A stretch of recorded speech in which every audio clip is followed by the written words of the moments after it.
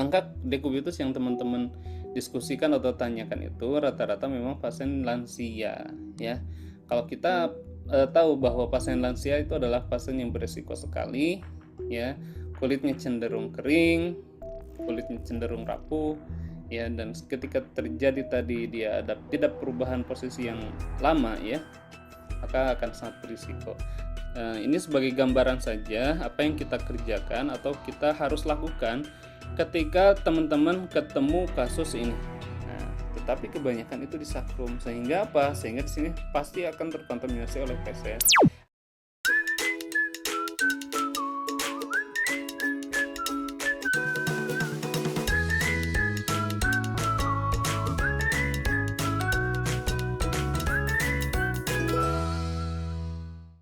Dan kita bersama di dalam Zoom ini, saya akan sapa dulu. Assalamualaikum Pak Agung. Waalaikumsalam, Mbak Evi. Apa kabar? Sehat. Alhamdulillah. Alhamdulillah. Oke, nah hari ini kita mau bahas tentang pressure injury ya Pak Agung ya. Ya, Oke, nah tanpa panjang lebar, saya langsung aja nih kasih kesempatan waktu untuk Pak Agung dan bersama teman-teman semuanya atau Bapak Ibu semuanya untuk kita diskusi. Pada waktu yang tepat, saya persilakan Pak Agung. baik, terima kasih Mbak Evi atas waktu dan kesempatannya untuk bisa sama-sama kita bertemu kembali di setiap hari Rabu ya, kita di kegiatan webinar Medcofazin Academy. Ya, ini luar biasa Bapak Ibu masih tetap semangat walaupun mungkin sekarang itu sedang berkegiatan, ada yang masih di tempat bekerjanya atau misalkan ada kegiatan lain, tapi Bapak Ibu masih menyempatkan untuk kita sama-sama berdiskusi ya di ruang webinar ya. Nanti silakan jika ada pertanyaan ataupun hal-hal yang ingin didiskusikan atau mungkin Bapak Ibu punya masukan terhadap kegiatan kita di Medcofazin Academy, silahkan ya untuk kita berdiskusi bersama. Oke, sesuai dengan tema di webinar kali ini, selalu kita akan mendiskusikan terkait dengan penata laksanaan ya, eh, pressure injury atau mungkin Bapak Ibu lebih mengenalnya pressure ulcer ya. Tetapi memang sekarang istilahnya sudah dibakukan secara internasional, namanya adalah pressure injury. Ya mungkin kita mengenalnya banyak ya istilah-istilah untuk pressure injury. Ada yang bilang dekubitus gitu ya atau luka tekan gitu bahasa Indonesianya. Tapi itu hanya penamaan saja, akan tetapi sekarang untuk penyamaan penamaan ya secara global namanya berubah ya Bapak Ibu, yang tadinya adalah pressure ulcer ya. Sekarang itu berubah menjadi pressure injury atau luka tekan.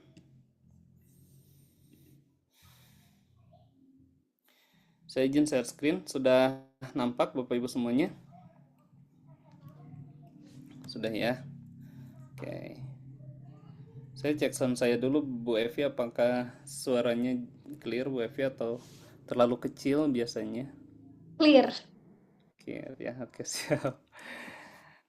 Oke, sebetulnya ini adalah topik yang sudah sering sekali kita bahas bersama Bapak Ibu, tetapi mungkin karena dari berbagai kasus yang ada gitu ya, yang sering didiskusikan oleh teman-teman di grup ya, dan memang ini menjadi salah satu kasus yang cukup banyak juga angkanya ya, khususnya kita di Indonesia, terutama teman-teman yang melakukan perawatannya di rumah atau home care ya.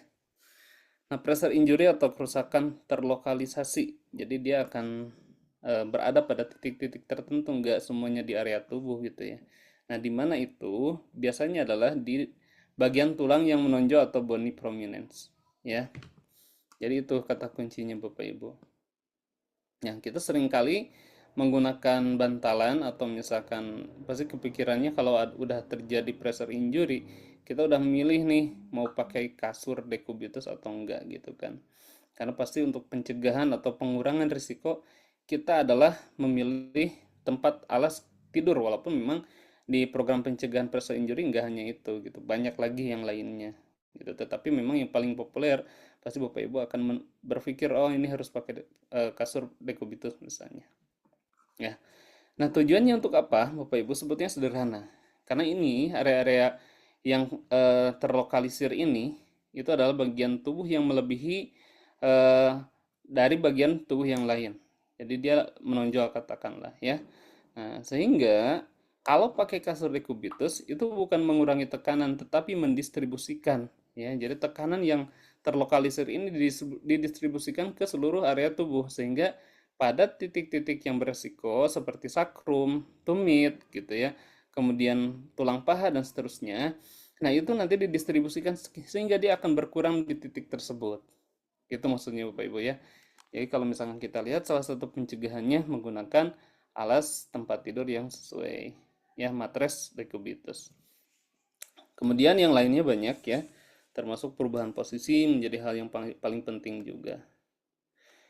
Nah ini Bapak Ibu untuk stadium, ada stadium 1, 2, 3, 4 unstageable ya. Nah ini sama saja kayak kita mengklasifikasikan stadium luka, satu itu hanya kemerahan. Nah, biasanya dekubitus gak langsung muncul tiba-tiba jadi stadium 2, 3, apalagi 4 gitu ya. Nah, pasti dia diawali dulu dari stadium pertama atau stadium 1. Nah, ini sebetulnya peran nursing kita yang harus kita jalankan dengan baik. Ya, apalagi misalkan pasien itu dirawat di puskesmas atau terlebih misalkan di rumah sakit ya yang rawat inap. Nah, itu memang menjadi salah satu poin penting ya kalau kita udah ada kemerahan nih ya. Nah, kita dari Metcovazin itu ada produk namanya Metcovazin natural teman-teman ya. Tujuannya untuk apa? Dia untuk mengurangi risiko ya sebelum dari stadium 1 ke stadium 2. Jadi nggak lecet, nggak bikin cepat. Karena biasanya ya angka dekubitus yang teman-teman diskusikan atau tanyakan itu rata-rata memang pasien lansia ya. Kalau kita tahu bahwa pasien lansia itu adalah pasien yang beresiko sekali ya, kulitnya cenderung kering, kulitnya cenderung rapuh ya, dan ketika terjadi tadi dia ada tidak perubahan posisi yang lama ya, maka akan sangat berisiko. Nah, salah satu pencegahannya selain perubahan posisi penggunaan kasur dekubitus, nah teman-teman boleh ya kalau misalkan ada pasien-pasien dekubitus atau berisiko ya menggunakan Metcovazin natural. Baik yang sop untuk pencuciannya misalkan dibersihkan gitu pasca misalkan dia pup atau apa BAB itu dibersihin ya. Nah, salah satunya bisa menggunakan Metcovazin soft. Kemudian setelah itu baru boleh ya setelah kering kita oleskan menggunakan Metcovazin lotion, natural lotion. Nah, gitu Bapak Ibu ya. Kalau kita lihat di sini. Kecuali kalau untuk stadium 2, 3 dan 4 ya, stageable dan suspected deep tissue injury ya. Biasanya pasien deep tissue injury ini lebih dalam lagi karena dia eh, warnanya itulah jadi kayak lebam gitu Bapak Ibu. Karena memang ini juga faktor risikonya karena penekanan yang lama dan terus menerus juga ya. Nah, kalau untuk stadium 2 ke atas yaitu memang harus dilakukan perawatan luka. Jadi yang kita lakukan adalah pemilihan balutan atau dressing ya. Nah, ini kita lihat ada beberapa faktor yang bisa berpengaruh untuk terjadinya pressure injury, ada internal, ada eksternal gitu ya. Nah, bisa dilihat Bapak Ibu ya. Nah, kemudian tadi prevention manajemennya ada banyak Bapak Ibu ya, perubahan posisi ya disesuaikan dengan intensitas tekanan. Mungkin yang pernah ikut CCA pernah disampaikan ada namanya intensitas tekanan. Yang intensitas tekanan kita itu ya 2 sampai 3 jam pada posisi tidur ya. Jadi posisi tidur orang normal itu 2 sampai 3 jam. Berarti kalau misalkan dia pasien berisiko sebaiknya setiap 2 jam dilakukan perubahan posisi karena nanti akan berkaitan dengan toleransi tekanan kapiler. Jadi pembuluh darah itu mentoleransinya kalau dia tertekan dalam jangka waktu lama maksimal 2 jam.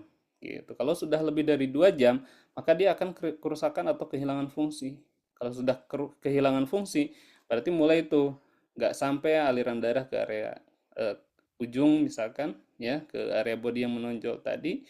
Kemudian juga misalkan dia akan terjadi hipoksia, ya hipoksia jaringan lama-lama kemerahan, hematom dan lecet, luka gitu. Nah, itu ya, kenapa harus dilakukan perubahan posisi ya. Kemudian ya, pemilihan tadi support penyangga atau support surface ya, selain daripada itu memang masih banyak. Termasuk juga nutrisi, kemudian juga biasanya tuh suhu berpengaruh Bapak Ibu dan juga yang paling penting adalah salah satunya adalah pengkajian. Nah, pengkajian biasanya wajib kita lakukan pemeriksaan atau pengkajian terutama pasien-pasien yang tiraf baring, ya.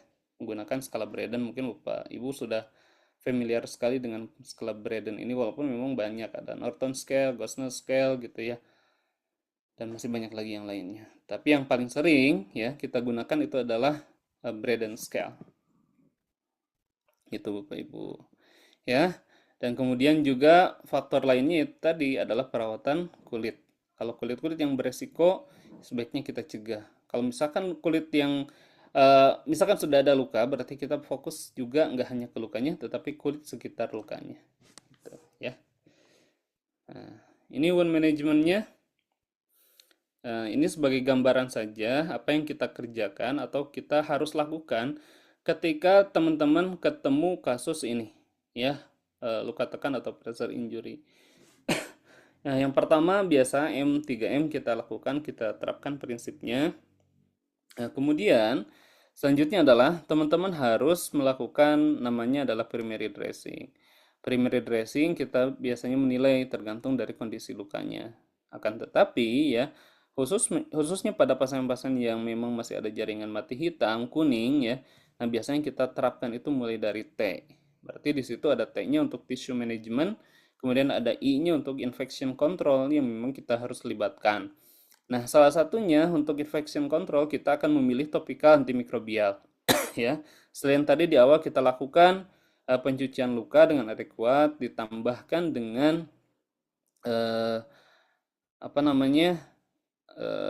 Sabun cuci luka dan juga cairan PHMB gitu kan. Akan tetapi biasanya kita tambahkan juga untuk infection controlnya ya, yaitu adalah penggunaan topikal antimikrobial. Nah, Bapak Ibu, yang paling sering kita gunakan itu adalah silver dressing. Nah, silver dressing ini bisa teman-teman pilih salah satu. Kalau di kasus yang kita kerjakan ini ya, ini adalah meclofazine-nya itu menggunakan meclofazine silver atau juga boleh meclofazine-nya reguler. Nah, boleh kalsium arginate-nya kita gunakan yang silver. Nah, kalau di sini kita gunakan meclofazine-nya yang reguler, kebalik ya. Nah, kalsium arginate-nya ini yang silver. Atau misalkan salah satunya. Kenapa harus menggunakan kalsium arginate? Karena memang yang pertama ini adalah sudah granulasi. Nah, biasanya pada pressure injury nanti suka ada perubahan posisi, artinya membenarkan posisi pasien, bukan bolak-balik miring kiri kanan ya. Akan tetapi mengembalikan posisi pasien biasanya ada faktor risiko shear ya, gesekan. Nah, di faktor risiko gesekan ini atau friction ya, yang ini teman-teman ada risiko terjadi pendarahan. Makanya kita apalagi karena lukanya sudah granulasi gitu, makanya kita gunakan kalsium alginate. Nah, kemudian yang kedua tujuannya adalah untuk mengabsorb eksudat ya. Sebelum pakai foam ditambah juga menggunakan kalsium alginate. Jadi ini adalah opsi juga karena kalau eh, eksudat itu sebetulnya bisa juga menggunakan foam diabsorb kayak gini ya. Nah, yang kedua, yang ketiga kita baru gunakan foam teman-teman ya, polyurethane foam. Tujuannya untuk apa? Untuk mengabsorb dan yang paling penting adalah untuk mengurangi tekanan tadi ya, untuk menjaga kulit yang sekitarnya atau luka yang masih superficial, yang masih stadium 2, stadium stadium 1 misalnya yang kemerahan. Nah, supaya tidak bertambah lebar, bertambah luas, nah salah satunya kita gunakan foam sebagai bantalan. Jadi foam ini sifatnya wajib ya teman-teman untuk kasus pressure injury. Nggak bisa misalkan digantikan kasa, karena kasa kan dia akan apa ya, hmm, cenderung agak kasar gitu ya, dan biasanya juga menimbulkan apa tekanan berlebih juga pada area lukanya. Ya. Nah, kemudian teman-teman, setelah kita gunakan di sini foam, nah kita biasanya lakukan fiksasi. Nah, fiksasi ini boleh sebetulnya menggunakan plester biasa, ya. Katakanlah misalkan merek Hivavik atau Ultravik atau apalah gitu ya, teman-teman silakan. Akan tetapi kalau kita ya prefer memilihnya memfiksasi menggunakan transparan film dressing. Kenapa teman-teman kira-kira? Ya tujuannya untuk ini agar memproteksi ya. Eh, yang pertama adalah tadi proteksi periwunnya dan juga yang kedua supaya balutan lukanya tidak terkontaminasi oleh feses atau urin ya. Kalau pasien nggak pakai kateter berarti dia urin. Karena memang lokasinya rata-rata kan di sakrum ya, kecuali kalau misalkan nggak bukan di sakrum ya, misalkan di punggung ya atau di kaki di heels. Nah, tetapi kebanyakan itu di sakrum sehingga apa? Sehingga di sini pasti akan terkontaminasi oleh feses. Makanya kita gunakan ya transparan film dressing gitu teman-teman. Kalau sudah menggunakan transparan film dressing, nah ini yang paling penting juga adalah penggunaan eh, secondary atau fiksasi yang lain, yaitu kita menggunakan apa namanya, boleh diapers, boleh misalkan menggunakan mm, underpad gitu ya, atau menggunakan pembalut gitu ya, sebetulnya nggak masalah. Tujuannya ini sebagai proteksi dan absorben. Ya, absorben yang ini beda lagi, absorbennya bukan dari luka karena luka udah diabsorb oleh foam ya. Kalau ini tujuannya mengabsorb dari kontaminasi tadi feses atau urin. Jadi nggak langsung kena ke balutan. Nah, mungkin keluhan di kita ya yang sering teman-teman tanyakan eh, itu adalah kalau pasiennya memang dia pertama ada total care, yang kedua kita salah dalam mengaplikasikan balutan. Sudah kita ganti balutannya lumayan harganya mahal-mahal gitu ya. Kemudian pada saat kita tinggal ya, nggak sampai 1 hari atau bahkan beberapa jam saja, keluarganya udah nelpon kalau dia balutannya harus diganti, harus dibuka karena kena oleh feses. Nah, itu yang memang menjadi concern kita teman-teman kalau kita merawat pasien pressure injury ini gitu ya. Jadi pakai diapers.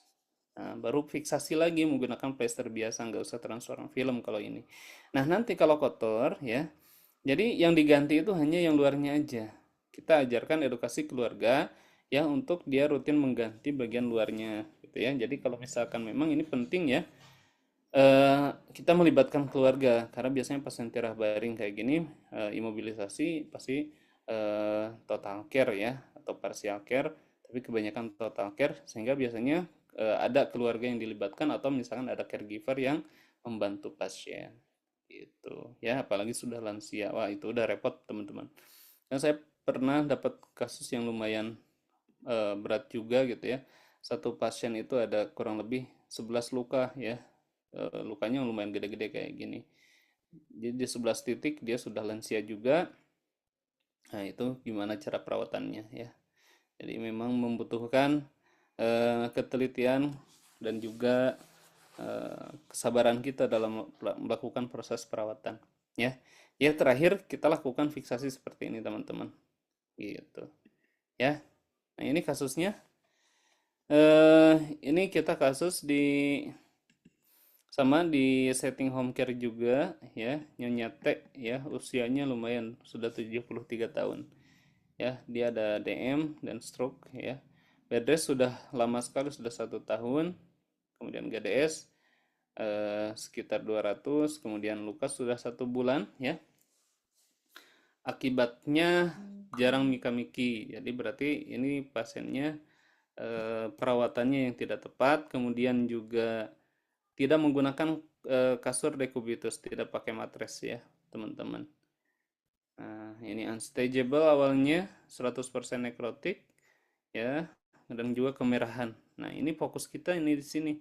Jadi kita nggak hanya melihat ini sebagai luka, tetapi ini keseluruhan nih teman-teman. Kalau memang dibiarkan dan tidak ditangani, pasti dia akan melebar terus ke sini. Ya, ini undermining udah pasti nih, undermining. Kalau nggak segera kita ketemu wound bednya, nah ini pasti akan terus bertambah ya. Nah, ini lumayan kunjungannya banyak sekali teman-teman ya. Sampai 24 kali perawatan. Ya, berarti tinggal kita estimasikan berapa lama ya. Kalau misalkan sebulan itu 8 kali, berarti kurang lebih proses penyembuhan dari luka ini adalah kurang lebih 3 bulan. Nah, kalau kita tanyakan dressing, dressing apa saja yang kita libatkan untuk prosesnya, ya, yang pertama adalah Metcovazine Silver sebagai agen antimikrobial dressing, kemudian juga karena ini sudah mulai ya di, di kunjungan kelima, kita stop, hentikan silvernya, ganti ke reguler ya. Kemudian menggunakan Metcovazine Red pada akhirnya ya, karena memang sudah merah, apalagi sudah tumbuh epitelisasi jaringan granulasi, dan juga kalsium alginate, dan tidak lupa juga kita gunakan foam ya dan transferan film untuk fiksasi ya. Dan terakhir kita modifikasi menggunakan Pampers atau diapers ya. Nah, akan tapi kalau misalkan sudah lukanya mengecil seperti ini, sebetulnya kita menggunakan foam fiksasi sudah selesai. Apalagi ini bukan di area sakrum ya teman-teman. Jadi opsi saja. Tapi kalau misalkan di awal ya, karena memang juga cairan pasti akan sangat banyak sekali, terutama pada saat proses pertama autolisis debridement. Nah, ini pasti banyak banget eksudatnya yang keluar. Jadi memang ini harus diautolisis ya. Dan ya kalau di rumah sakit ini sudah pasti dilakukan surgical debridement atau debridement ya. Dan tapi ini di setting home care, pasiennya memang sudah dirawat di rumah gitu ya. Dan kita lakukan autolisis debridement. Tetapi memang efektif juga ya kalau kita lihat 3 kali kunjungan udah hasilnya seperti ini teman-teman. Karena kalau misalkan kita kita lihat tuh banyak juga yang memang proses WBP-nya ini nggak kekejar dalam jangka waktu kurang dari 2 minggu. Kan memang target WBP atau persiapan dasar luka ini kita targetkan biasanya ya dari hitam, kuning sampai ke merah ya itu adalah kurang lebih 2 minggu sampai dengan 4 minggu. Ya itu secara teorinya seperti itu. Tetapi memang ketika misalkan WBP itu kita kejar dan bisa lebih cepat, itu akan lebih berpengaruh juga ke proses penyembuhan. Ya, akan lebih baik juga. Tetapi memang itu nggak bisa dipaksakan. Jadi ini tips juga buat teman-teman. Jika ketemu pasien pertama kali kita masih temukan kondisinya masih jaringan nekrotik ya, kemudian atau misalkan SLAF tapi masih keras gitu. Nah, sebaiknya kita tidak lakukan mechanical debridement dulu ya. Jadi tidak dilakukan CSPD gitu kan. Dan tapi kita optimalkan di autolysis debridement. Kenapa? Karena memang pertama adalah untuk menghindari terjadinya trauma, ya pasiennya tidak kesakitan atau tidak terjadi pendarahan. Terus yang kedua, ya tujuannya adalah untuk eh, memudahkan kita juga sebagai perawat dalam proses proses melakukan debridement nantinya gitu ya, dalam proses CSPD nantinya di kunjungan kedua atau ketiga gitu. Jadi kalau misalkan ini berarti kunjungan ke satu kita autolisis dulu, kunjungan kedua, dan kunjungan ketiga udah hasilnya udah seperti ini. Ini yang menjadi modal penting, kenapa luka ini bisa sembuh ya dalam jangka waktu kurang lebih 3 bulan ya. Nah, salah satunya penanganan fokus di awal teman-teman. Biasanya kalau misalkan lukanya udah berisiko infeksi ya, kemudian misalnya dia masih ada jaringan mati, nah fokus dua itu dulu ya. Usahakan infeksi dan jaringan mati T dan I itu selesai dalam 2 minggu pertama. Ya, kalau sudah selesai itu dalam 2 minggu pertama, biasanya perawatan lukanya ke depannya akan lebih mudah gitu teman-teman. Oke, ya. Jadi mudah-mudahan ini bisa memberikan tambahan sedikit referensi terkait dengan perawatan luka tekan. Jadi teman-teman nanti kalau misalkan ketemu kasus luka tekan itu, kita udah di mindset kita pertama adalah yang kita lakukan adalah pencegahan. Kalau misalkan itu belum terjadi, artinya pasien-pasien yang berisiko ini kita lakukan prevention.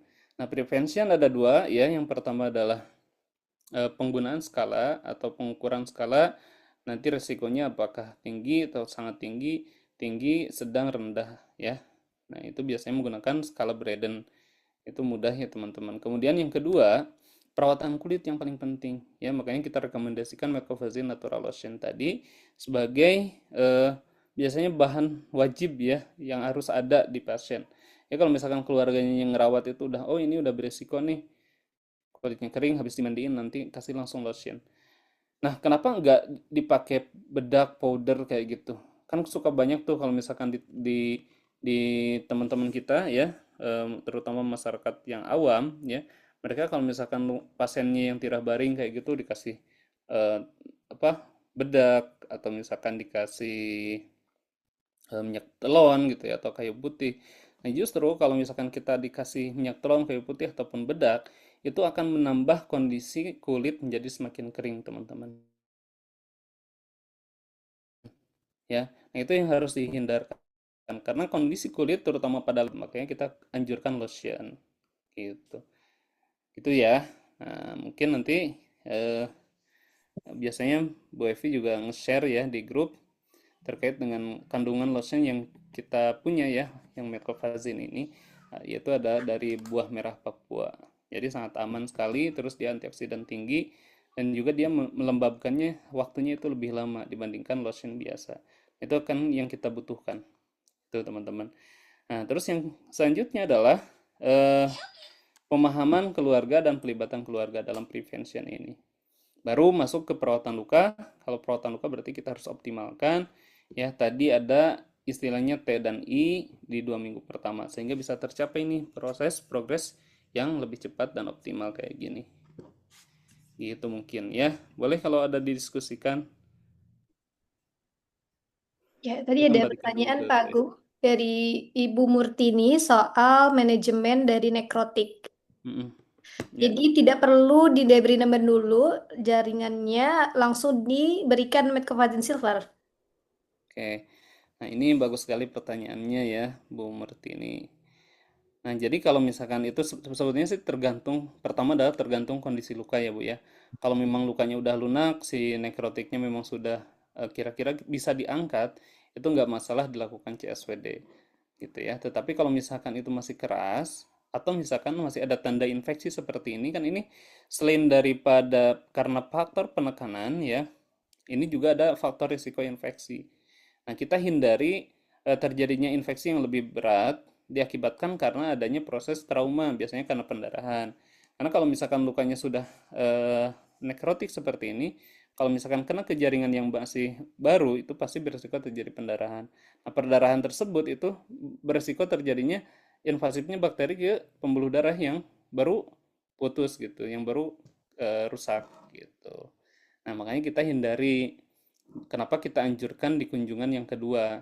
Nah, akan tetapi biasanya ada sebagian nekrotik yang keras, keras banget. Nah, kalau nekrotik yang keras banget ini boleh disayat dulu, Bu ya. Disayat dulu. Jadi dibikin sayatan supaya apa? Supaya hidrogelnya atau metcovazinnya itu bisa masuk dulu ke dalam meresap. Jadi dia proses autolisisnya bisa lebih optimal gitu ya. Jadi kalau misalnya tadi memungkinkan untuk diangkat ya silahkan, tetapi kalau misalkan saran saya tunggu kunjungan kedua ya untuk proses autolisis kita di kunjungan pertama. Dan kemudian kalau misalkan keras ini dikasih sayatan biar dia bisa masuk krim atau gelnya ya ke area yang lebih dalam lagi sehingga lebih cepat lunak gitu karena banyak juga kasus nekrotik yang keras gitu ya teman-teman.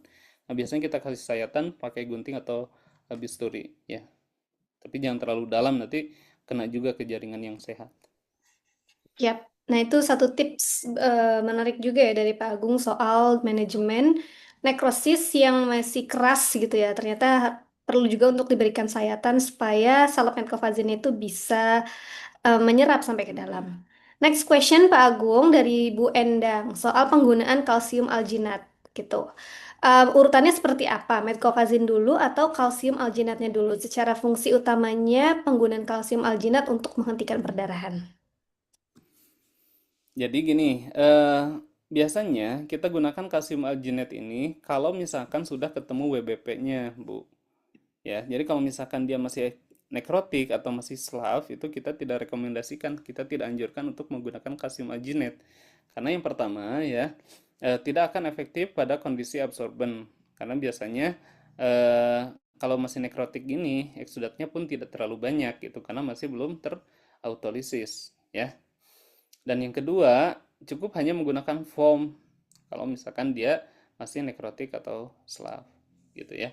Nah, kalau sudah merah seperti ini, tadi dia ada berisiko terjadinya perdarahan.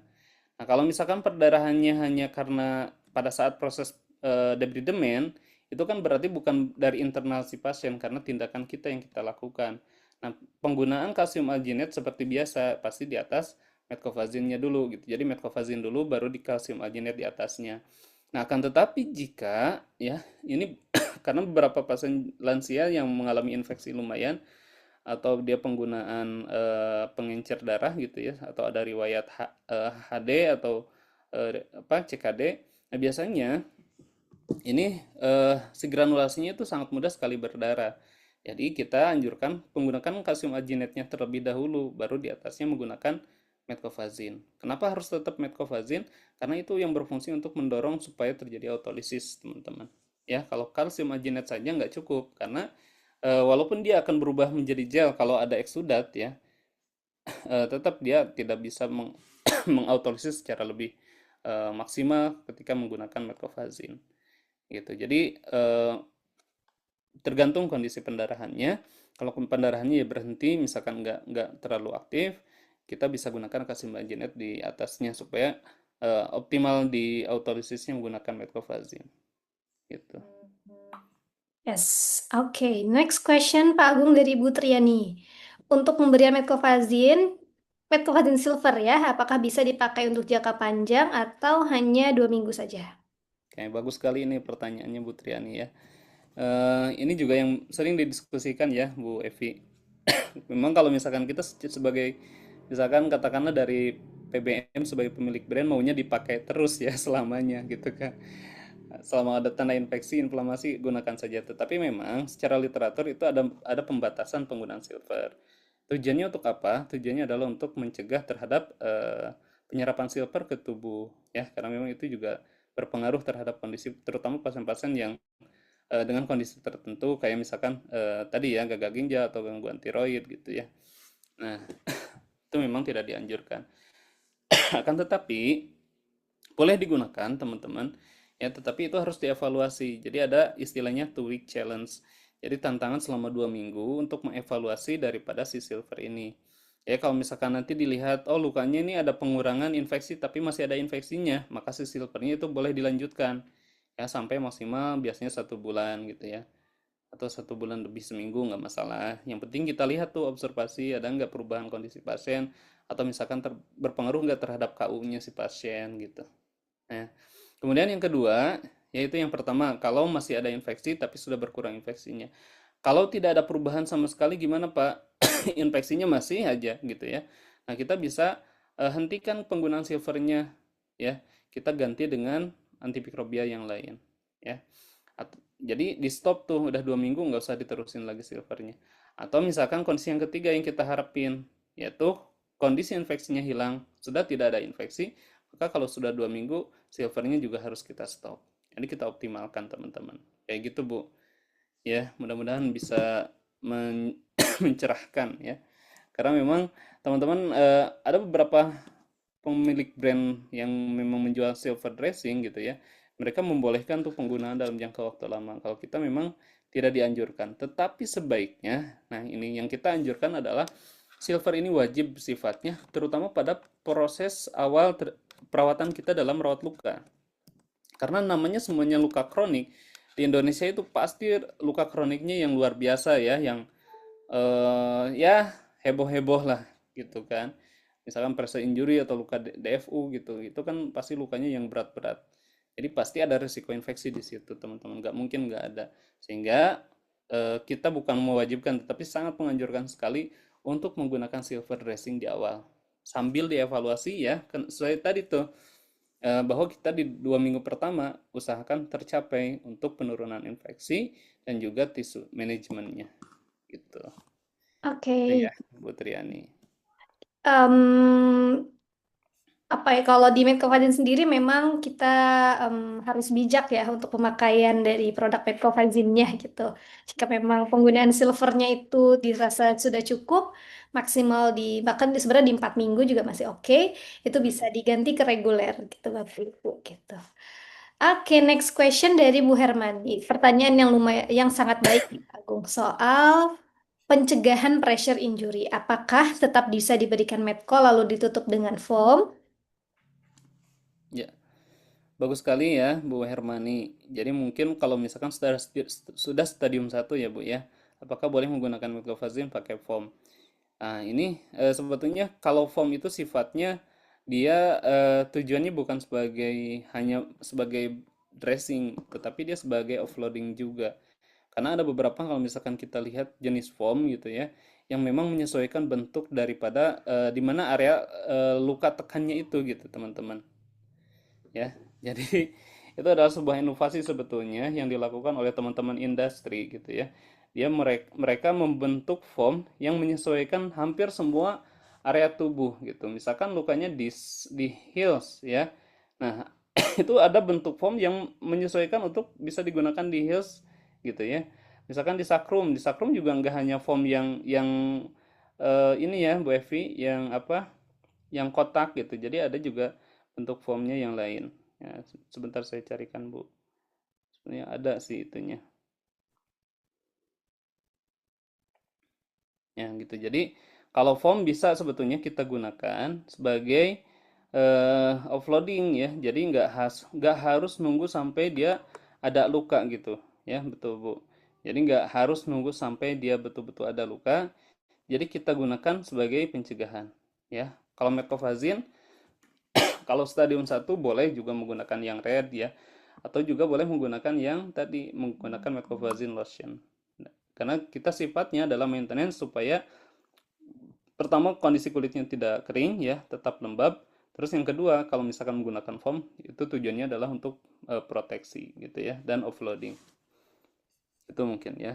Oke, wah Masya Allah nih banyak banget yang masih bertanya ke Pak Agung ya, karena topiknya menarik ya. Tapi ini ada satu pertanyaan juga dari Ibu Mira atau Pak Mira ya.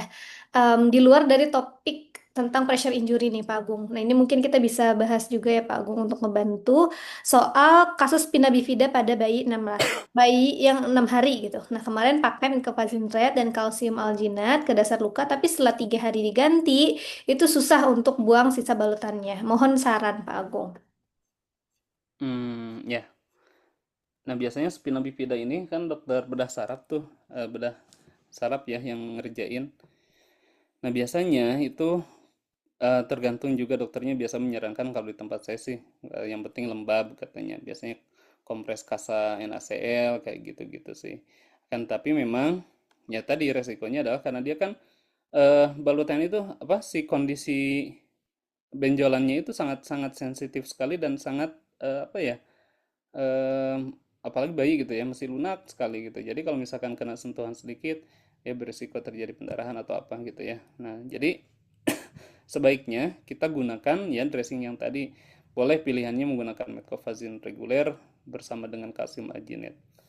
Nah, kalau misalkan pada saat diganti kenapa lengket? Nah, jadi gini teman-teman. Jadi kalsium arginate itu dia tidak akan berubah menjadi gel kalau di luka itu nggak ada eksudatnya. Jadi memang kalsium arginate itu tidak dianjurkan kalau luka yang kering. Karena saya juga pernah ketemu kasus atau apa punya kasus itu kan kita kalau misalkan pasien habis sirkumsisi terutama yang kauter gitu ya, itu bisa sebetulnya menggunakan kalsium arginate tujuannya untuk mengabsorb kalau ada pendarahan terus menghentikan pendarahan juga bagus gitu. Nah, salahnya teman-teman itu tidak menggunakan metcofazin terlebih dahulu, jadi langsung kalsium arginate. Nah, setelah 3 hari kan harapannya kita berpikir bahwa kalau misalkan modern dressing pasti nggak ada lengket, nggak ada nempel gitu ya. Ternyata Bapak Ibu nempel lengket luar biasa. Pasiennya pada saat diganti balutan malah terjadi pendarahan lagi dan kesakitan. Nah, itu dikarenakan karena memang kita tidak menciptakan kondisi lembab dulu, makanya kita sarankan ya menggunakan metcofazin terlebih dahulu ya baru menggunakan kalsium arginate. Kalau misalnya memang dia masih nempel, berarti kita tambahin lagi. Biasanya metcovazinnya kurang tebal. Karena memang kondisinya si pasien ini ya kasus yang tadi sirkumsisi atau spina bifida ini dia tidak memproduksi eksudat yang cukup. Atau opsi yang kedua, yang paling aman ya menggunakan foam ya. Gitu teman-teman. Jadi kalau misalkan pakai foam, dia paling kita hindari untuk terlalu tertekan karena biasanya juga itu sensitif juga terhadap foam ya. Nah gitu. Jadi kita kalau misalkan oh ini nggak cocok nih pakai kalsium arginate, jangan dipaksain. Boleh kita opsi yang selain selain dari pada kalsium arginate menggunakan foam. Ya yang penting jangan pakai kasa gitu. Ya Bu Evi. Oke, nah semoga Pak Agung masih punya waktu ya Pak Agung. Ini masih ada dua Ya pertanyaan. santai. Heeh. Pertanyaan dari Budi ini tadi kita pakai Mecapodin Silver Bu untuk yang necrosis ya. Kemudian next Ya. question dari Bu Ade. Izin Mas Agung, pengalaman saya pada pasien autoimun untuk sampai ke dasar luka yang merah itu bisa dicapai, tetapi proses pertumbuhan jaringan barunya itu sangat lambat dan sudah menggunakan red, Metcofazin red. Apakah ada saran tambahan untuk solusinya? Izin Bu Ade, autoimunnya kenapa Bu? Oke, nah Bu Ade silakan ditambahkan informasinya ya. Kita ke next question dulu dari Mas Fahmi. Pak Agung mau bertanya nih, klasifikasi silver itu gimana ya Pak? Kapan kita Oke, pakai gel, pakai lembaran, powder? Karena ini kan punya tujuan masing-masing nih Pak Agung. Tuh. Dan saya juga mau bertanya untuk penggunaan hidrokoloid. Apakah perlu digunakan untuk proteksi periwun pada luka dekubitus? ya, oke. Nah, ini yang bertanyanya udah kelihatan sekali Bu Evi. Dia nanganin pasien minimal 10 per hari kayaknya. Ya, ini sudah pengalamannya udah luar biasa. Oke, baik. Terima kasih Bang Fahmi yang selalu bersemangat ini merawat pasien luka ya, walaupun mungkin kondisinya sedang berjuang di sana ya. Semoga lekas membaik keadaan di sana Bang Fahmi ya. Oke, bagus sekali pertanyaannya. Saya ucapkan sekali lagi. Ini kapan kita pakai gel, lembaran, powder, bahkan ada juga apa namanya? Silver yang di foam gitu dulu tuh. Ada juga silver yang di okalsimagen sudah. Ada yang di tule ya. Jadi banyak sekali itu silver di impregnated. Kalau dulu awal ada namanya Acticot itu dari Kalbe Pharma, itu memang dia lembaran silver tok gitu. Jadi nggak ada dressing lain gitu. Nah, memang seiring berjalan waktu ya tujuannya adalah untuk efisiensikan si biaya atau cost pasien gitu ya. Sehingga si silver ini digabungkan ya dengan dressing-dressing yang lain gitu. Contohnya kayak di gel ada silvernya atau di metcovazine juga kan kita merupakan sebuah inovasi sebetulnya ada silvernya gitu kan. Dan sangat sedikit sekali yang krim ada silvernya gitu. Jadi yang kebanyakan ini di lapangan ya di teman-teman itu brand-brand itu. Jadi silver itu yang dia adanya di gel gitu ya. Kemudian ada yang di calcium arginate seperti tadi Algel AG ya, kemudian juga ada yang di foam gitu ya. Nah, kapan dan sebaiknya kita pilih yang mana gitu untuk kondisi luka. Nah, tergantung lagi kondisi lukanya yang seperti apa. Jadi kita kembalikan pemilihan dari sekian banyak dressing yang ada silvernya ya. Tujuannya adalah silver ini untuk mengurangi infeksi. Kalau misalkan untuk kondisi luka disesuaikan lagi. Contoh misalkan gini, ada luka yang apa namanya, yang masih nekrotik, tapi dia mengalami risiko infeksi yang tinggi. Makanya kita pilih yang metcovazine, pilih yang silver di gel gitu ya. Jadi contohnya kayak gini nih, luka ini masih keras, masih hitam gitu ya, tapi ada risiko infeksi, makanya kita pilih yang gel gitu. Nah, selanjutnya kalau misalkan dia sudah ada jaringan yang terbuka tapi masih ada infeksi, kemudian masih ada nekrotik ataupun slavnya, nah boleh kita menggunakan metcovazine silver gitu. Kemudian misalkan ada terjadi pendarahan lukanya, ya tetapi masih ada biofilm, masih ada infeksi, kita gunakan lagi apa silver yang di calcium alginate silver, ya. Oh lukanya udah mulai merah tapi masih ada biofilm, misalkan butuh untuk menekan hipergranulasinya, kita menggunakan lagi misalkan foam silver, gitu. Jadi si silver ini memang dilibatkan pada kondisi sesuai dengan kondisi luka, tetapi dia tujuannya adalah untuk menyesuaikan dari pemilihan dressing sesuai dengan kondisi lukanya. Gitu. Ya, jadi memang ada tujuannya masing-masing betul. Ya. Terus pertanyaan yang kedua, apakah hidrokoloid? Nah, ini sebetulnya belum saya sebutkan tadi ya. Terima kasih Mas Fahmi sudah mengingatkan. Jadi untuk proteksi periwound skin itu ada beberapa banyak yang kita salah satunya menggunakan dressing yang bisa membantu memproteksi. Di situ ada hidrokoloid. Ya, hidrokoloid boleh teman-teman gunakan di semua tepi ya. Nah, hidrokoloidnya biasanya kita pilihkan hidrokoloid yang lembaran ya. Atau misalkan kita menggunakan transparan film dressing. Ya, transparan film dressing untuk proteksi itu ada dua. Ada yang lembaran juga ada yang spray ya, yang spray kayak merek Cavilon atau Vieleon gitu ya. Nah, itu kita tinggal spraykan untuk memproteksi apa? Supaya ini nggak kena bocor, nggak kena eksudat atau nggak kena feses teman-teman. Jadi pada pasien peripheral injury itu memang penanganannya hampir mirip kita kayak ngerawat pasien stoma. Jadi nggak hanya fokus di lukanya saja, tapi periwound skinnya ya, atau di stoma itu namanya peristomal skinnya kita juga perhatikan. Ya, jadi tadi ada penggunaan skin barriernya ya, kemudian juga ada penggunaan tiga ya, transparan film spray, dan juga penggunaan hidrokoloid. Ya, bagus sekali pertanyaannya Mas Fahmi. gitu. Oke, last question tadi Pak Agung dari Bu Ade soal manajemen penggunaan untuk pertumbuhan jaringan pada pasien dengan autoimun. Autoimunnya adalah RA dan sudah osteoporosis. Oke. Ya, berarti dia rheumatoid arthritis plus osteoporosis ya. Baik. Nah, ini kondisinya memang agak berat ya. Salah satu faktor yang bisa dikatakan sebagai faktor penghambat dalam proses penyembuhan luka. Ya, selain daripada lansia, misalkan pasiennya dengan diabetes, nah, salah satunya juga mungkin ada penyakit tertentu, salah satunya autoimun. Memang kita bisa melakukan manajemen, tetapi memang kita nggak bisa menjanjikan secara lebih cepat seperti hanya pada pasien yang biasa yang tidak ada faktor penghambat. Artinya, teman-teman boleh kita melakukan inform consent dulu di awal bahwa ya ini kondisi kondisi si pasien, apalagi kalau sudah lansia, kita nggak bisa menjanjikan nih, oh ini penyembuhannya karena menggunakan pengkajian Venus Scale misalkan selama 2 minggu 2 bulan selesai gitu. Nah, nggak seperti itu. Jadi kita harus kaji ulang lagi dan kita informasikan. Itu yang pertama. Terus yang kedua ya, apa saja optimalisasi yang bisa kita kerjakan. Kalau autoimun biasanya juga pemberian terapi juga harus dijalankan. Jadi nggak hanya fokus di perawatan lukanya. Nah, kemudian untuk perawatan lukanya gimana Pak kalau misalkan lukanya sudah merah tapi nggak naik-naik ya. Sudah pakai metcofazine red juga nggak naik-naik. Nah, teman-teman boleh juga menggunakan terapi atau dressing yang lain. Contohnya misalkan kayak kolagen gitu. Nah, itu juga bisa membantu sebetulnya ya.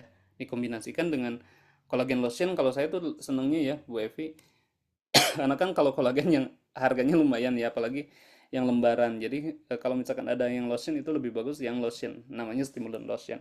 Nah, biasanya saya eh, aplikasikan dulu yang pertama kalau lukanya sudah merah, stimulant lotion di permukaan, kemudian selanjutnya baru metcofazine red, baru calcium alginate, baru foam gitu. Itu salah satu yang bisa kita usahakan, walaupun memang nanti itu tergantung juga. Selain itu biasanya faktor apa lagi? Biofilm ya, kalau dulu kan sudah granulasi itu pasti biofilm itu sangat rentan sekali muncul pada kondisi luka kronik. Ya, salah satunya pada luka dekubitus.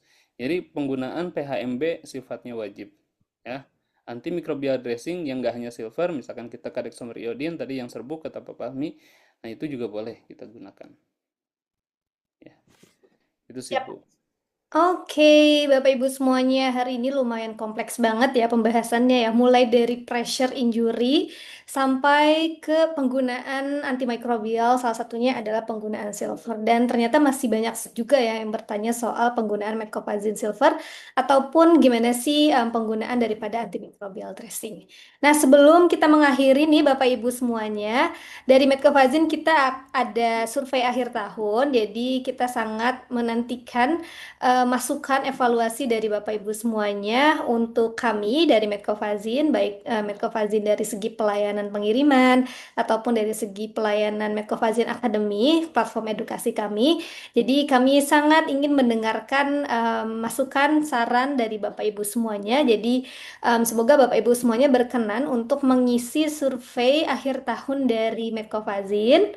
Untuk linknya sudah saya kirim atau sudah saya tulis di kolom chat di surveymonkey.com/r/medcosurvey 2025.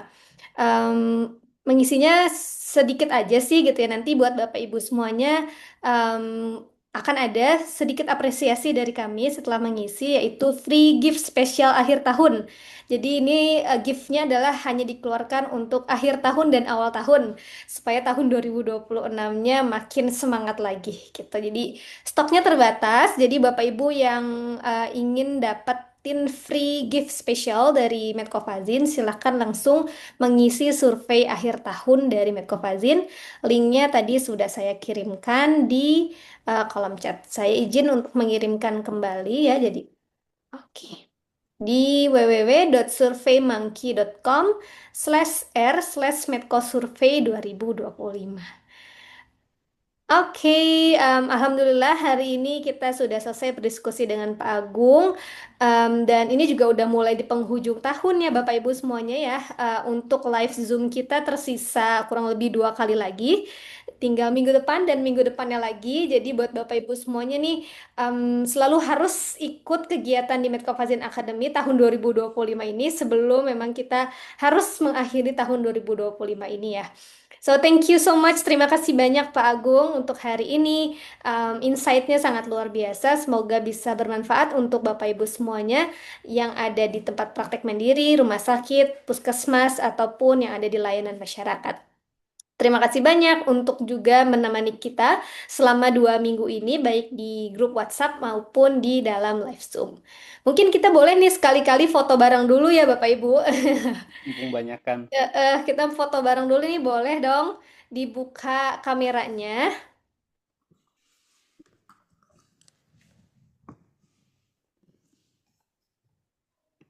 Oke. Senyumnya mana semuanya? Oke, ada 5 slide. Jadi 1, 2, 3 slide. Yang pertama, next slide. Tunggu dulu. Slide yang kedua. Slide yang ketiga. Keempat. Yang kelima. Oke, terima kasih banyak Bapak Ibu semuanya yang hari ini sudah join. Jangan lupa kita akan ketemu lagi di minggu depan. Pokoknya setiap hari Rabu jam 1 siang itu pasti jadwalnya untuk ketemu dan diskusi bareng di Medcovazin Academy. So, terima kasih banyak sekali lagi. Saya tutup untuk sesi hari ini. Wassalamualaikum warahmatullahi wabarakatuh. Waalaikumsalam warahmatullahi wabarakatuh.